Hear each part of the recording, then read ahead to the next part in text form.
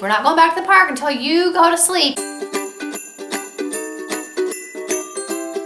Hey everybody, it's Becky. Welcome back to my channel. Today I have another video for you guys in my Disney series. I do this series every year on my channel in May, but this year I feel like it's something special because I have more videos in my Disney series this year than any year before. So make sure that you're subscribed so you don't miss any of my videos in my Disney series or any of the other videos that I put up every single week.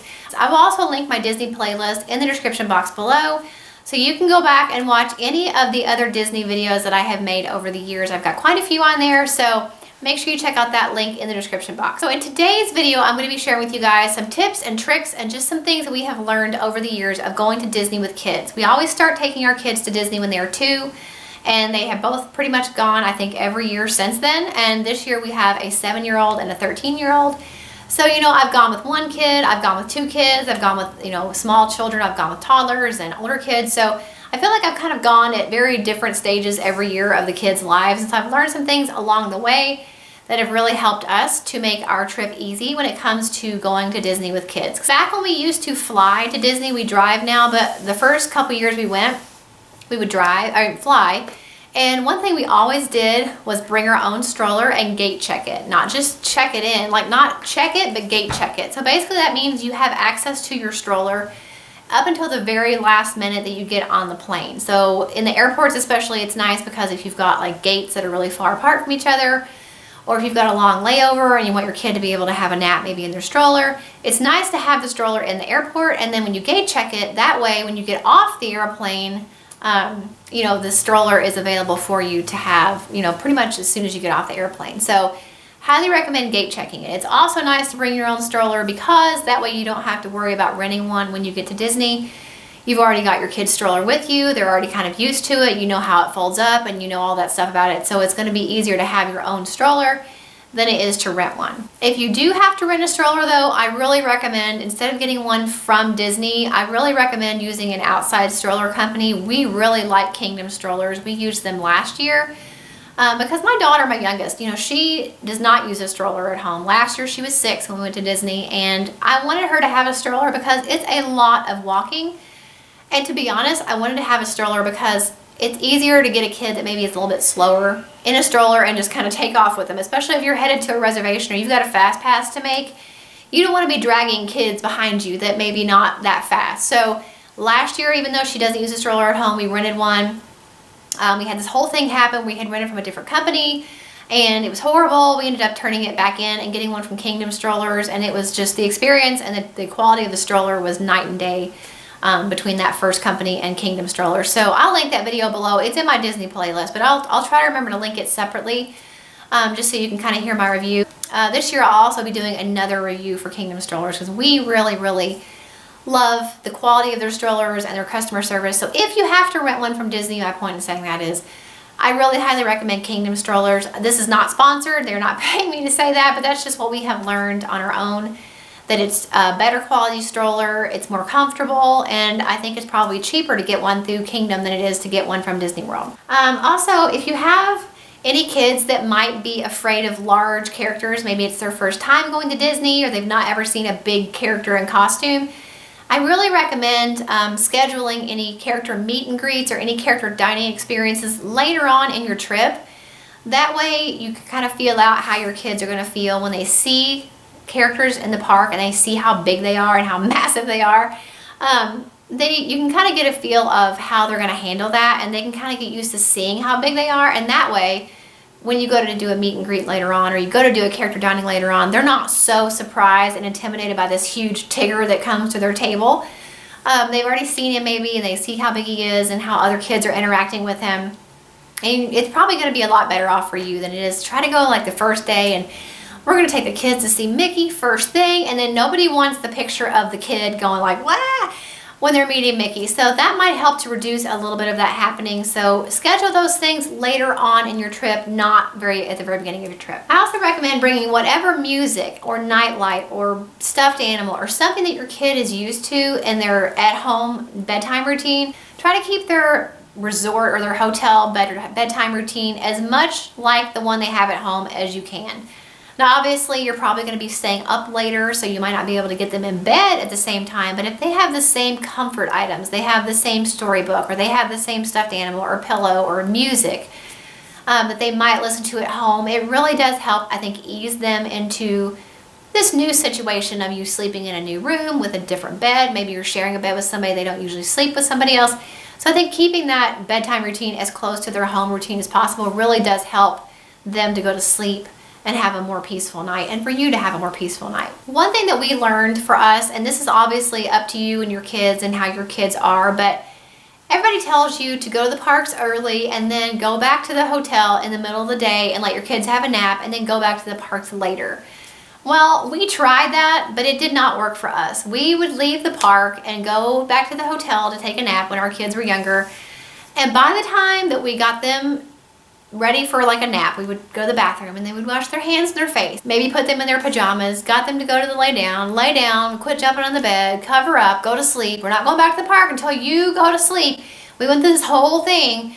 By the time we did all that and they finally went to sleep, it was time to get up again. Or they would want to sleep the whole night and then you'd miss everything at the parks that night. It just didn't work for us. Or they would wake up just enough to be cranky because maybe somebody was running up and down the hallway and woke them up or something. It just never worked for us. So we kind of don't do that. We stopped doing that a long time ago. We learned really quickly for us and for our kids that does not work. So what we do is we make sure we don't have really any early fast passes or breakfast reservations. I mean, nothing any earlier than 9 if we can at all help it. And let the kids wake up as much on their own in the morning as we can. Now, I am not a morning person, but lately here in the last couple years, I've been waking up on my own between 7 and 8. That's kind of new for me. Still not used to that. But my kids usually on their own will wake up between 8 and 9, usually 8 or 8:30. So I try, if at all possible, to not wake them up in the morning. Even if I wake up sooner, I'll get up and get myself ready, and that way when they wake up on their own, I'm able to help like fix hair or whatever we're doing. And we're not waking them up. And then we go to breakfast or we go to our fast passes or whatever, and then we don't take a nap in the middle of the day unless somebody's sick or we're just like dead. We don't go back to the hotel to take a nap because it just made everybody crankier and wasted time. So letting them sleep in earlier, or letting them sleep in as much as possible in the morning really helped to reduce the need for naps, and it really was able to help them. Was really helpful when it came to like staying up a little bit later. They usually weren't as tired. We would stay up later if they had slept in, and then again, I know the next morning if they've stayed up late, they're not going to be super tired because they're going to be able to sleep in a little bit. So for us, that's what's worked the best. Obviously, you have to kind of figure out on your own what's going to work best for your kids, but that's been working for us now for about 8 years, so I don't know, it seems to work for us. One thing I mentioned, and I've already talked about this in my packing essentials video, make sure that if you have young kids that maybe can't reach the sink on their own, that you bring a fold-up step stool. That's just something that really came in handy for us when my youngest was little. She couldn't reach the sink. She couldn't brush her own teeth. She couldn't reach to wash her hands. And I was constantly like holding her up over the sink. If you have room for it, just bring a fold-up step stool. Even if you fly, you can probably stick it in your suitcase. But with us driving, it's really super easy to have a fold-up step stool when we used to bring one. But it's nice to be able to keep it off, you know, to one of the sinks. If you've got a 2-sink room situation, have one sink over there with the step stool so that your younger kids can brush their own teeth and wash their own face and wash their own hands, and you don't have to constantly be going over there and lifting them up. Another thing I really recommend, and I know this is a very personal thing, but we prefer having our own car versus riding the Disney transportation. Now, Disney is awesome at providing you with free Disney bus transportation within the resort. So if you're staying at any one of the Disney resorts, you will have a bus that can take you to any of the other resorts or any of the other parks for free. That's a great service. I know even if you fly, they have the Magical Express, a bus that can pick you up from the airport and take you directly to your resort. So that's awesome for you guys if you're on a budget or you just don't like driving around on, you know, resort traffic, with resort traffic. But for us, we like having our own car. So even when we flew, we would rent a car while we were down there. So we had our own vehicle. We could go and come as we please. We didn't have to wait for the bus. And it was just really nice. You know, your kids could kind of spread out and have maybe some toys in the back seat. So then we're driving around in the resort or they're, you know, whatever. They had toys to play with. We would bring, have our own stroller, obviously, that was in the back of the car or the SUV or whatever we had. It just worked out a lot better for us because I don't really like the idea of being at the park all day and being tired and then you have to go catch a bus to get to your resort. It adds a lot of time to your day that doesn't have to be added. And for us, it's just easier to go out to the parking lot, get in our car, and either go to another resort or go to another park in the day or whatever we want to do. For us, it just works better. So that's just something you have to figure out for yourself, but just put that, in the back of your mind and thinking about that when you're planning your trip. If you're planning on using Disney transportation, just know that sometimes you have to wait for the bus to come pick you up. Sometimes you're going to have to wait on the bus while they're letting other people off and on at different stops. So it's going to add probably a good, depending on where you're going and what time of day it is, it could add at least another hour or so to your transportation time, getting back and forth between parks or back and forth between your hotel. So if you've got cranky kids or somebody that wants to go to bed or somebody who's got a stomach ache, it's going to take you a little bit longer to get where you're going if you're using the Disney transportation. But it is a great option if you're on a budget and you don't want to drive. So just throwing that out there for you to make your own decision. Make sure that you utilize the ride swap option that Disney offers if you've got a younger kid that's afraid of a certain ride or somebody that's not tall enough to ride a certain ride, but you've got other people in your party that want to. You can wait in line together, and then when you get up to the front of the ride, tell the park attendant or the ride attendant that you need a ride swap. And basically what that means is that one of the adults or more of the adults and the people that want to ride can go together. So for us, if we wait in line at Tower of Terror, my youngest daughter doesn't want to do it. So we can wait in line together, but then when we get up to the front, we can tell them we need a ride swap, and they'll let my husband and my oldest daughter go together. And then when they get done, they'll let me and my oldest daughter go together. That way somebody's always with the people or the kid that doesn't want to ride, if that makes sense. So that's something that's going to really help to minimize the time that you spend in line, but still let you be able to be together and wait in line together and all that stuff. But that everybody that wants to ride is getting a chance to ride, and for those that don't, they don't have to. Also, I mentioned this in my travel essentials video, but if you have a kid who is like very early stages of being potty trained or you're still potty training, I really recommend bringing your own travel potty for the car. It really comes in handy if you're like on the way somewhere or you are getting ready to go into the park and you realize your kid has to go to the bathroom and you have nowhere to take them.